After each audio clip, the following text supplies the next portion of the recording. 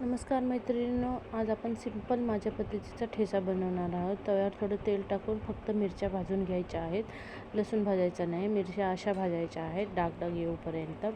मग लसूण आपला कच्चाच राहणार आहे।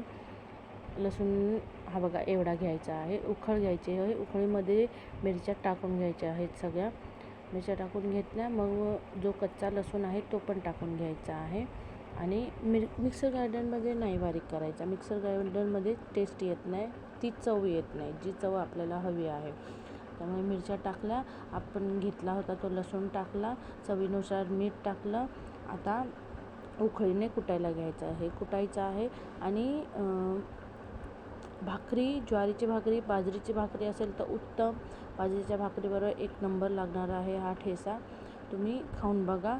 तिखट न खाणारा माणूससुद्धा हा ठेचा खायला शिकतो आणि तिखट जेवायला शिकतं। त्यामुळे बनवा, खा आणि दुसऱ्यांनाही खायला शिकवा। आणि लाईक करा, शेअर करा, सबस्क्राईब करा आणि एकदा तरी बनवा आणि खाऊन बघा प्लीज।